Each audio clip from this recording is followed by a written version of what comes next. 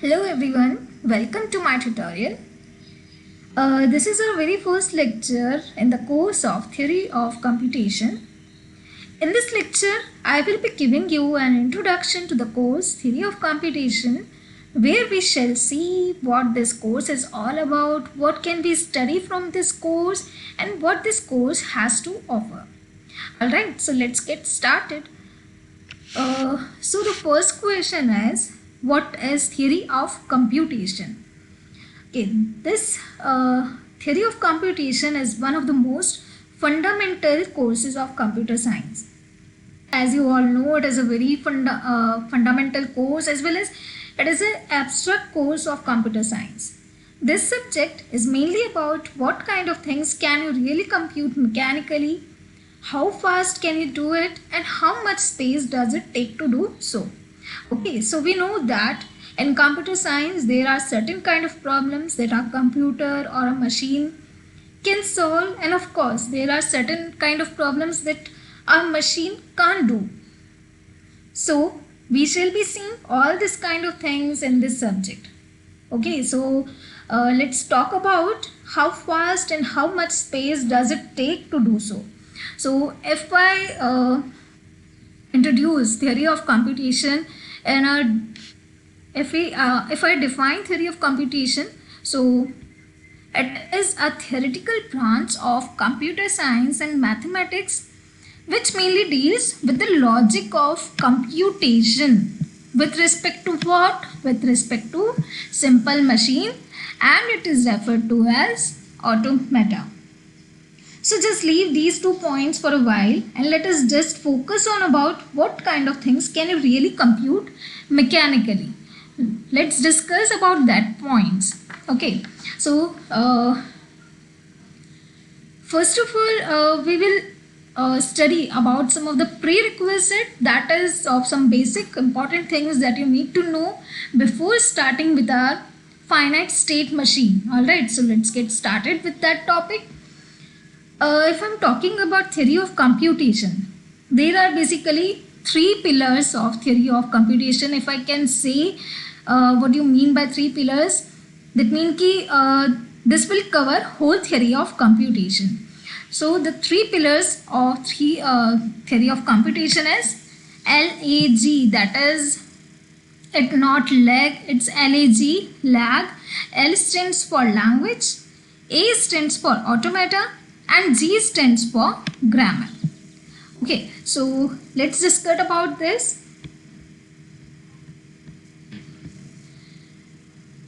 If we talk about language, so what will be the, how can you define language, or what will be the smallest unit of a language if I'm talking about this? Okay, so if we talk about language, then the smallest unit of language is what? Symbol. Okay, so let's start with symbol. What do you mean by symbol? If I ask you what do you mean by symbol, then I can say anything like A, B, C, 0, 1, 2, 3 and so on. These all are symbols. Okay, so on anything like this is used to represent something is known as symbol, if I define symbol. Okay, this is a very simple and the most basic part of it. And let us come to the second part, that is alphabet. Here we denote alphabet by the symbol sigma. Okay, now how we define alphabet? It is denoted by sigma, and an alphabet is a collection of symbols. If we define an alphabet, it is what? It is a collection of symbols or a finite set of symbols. We can say that it is a finite set of symbols. Okay, so we can take some examples here. We can say A, B. It is a collection of 2 symbols A and B. Okay, so the next one A, B, C. Here we can say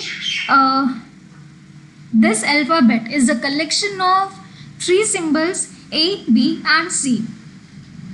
Here we can take one more example, 0 and 1.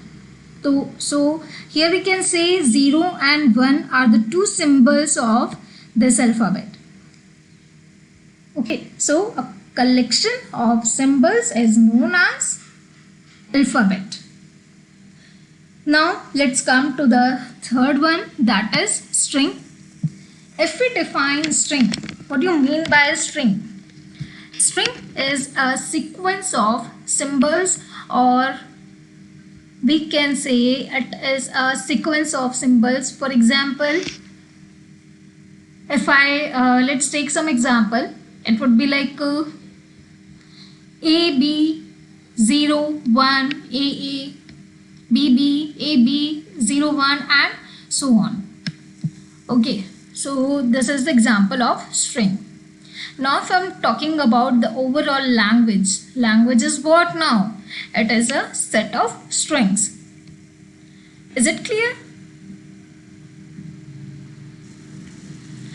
Okay, now we'll talk about we are taking three examples here. As you can see, I have mentioned L1, L2 and L3. Okay, L1, it is a set of all strings of length 2. Here is the property of the string is what? Length. If I'm talking about length, then let's say I have written here set of all strings of length 2 when alphabet is given to you as 0 and 1. So what will be the language? Here it is denoted by language. L1 is a language. So what will be the language for this particular set of string? Is 0 0, 0 1, 1 0 and 1 1. Now let's take second example. Here it is our second language. It is asking to me set of all strings of length 3. So what will be the language then? 0 0 0, 0 0 1, 0 1 0. As here we are restricted with the length and two symbols are given to us, that is 0 and 1. So these are the probable set of strings, that is 0 0 0, 0 0 1, 0 1 0 and 0 1 1, 1 0 0, 1 0 1, 1 1 0 and 1 1 1.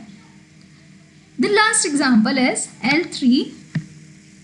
It will contain, it is given that set of all strings that begin with 0. So what will be the language then? 0 0 0. As you can see, begin with 0. No matter it ends with 1 or ends with 0. Okay. So here is no restriction on length as well. Okay, so here are more and more and more examples. So these two are what? These two are what? Finite set of strings. Okay, let me write here. These two are finite set of strings, and this is what? As here it can be infinite set. So it is the example of infinite set. Okay, so language, what do you mean by language now overall? So language are a set of strings over some alphabet. Okay, so I hope that was clear now. In the next lecture, we will cover our other two pillars, that is automata and grammar. Thank you.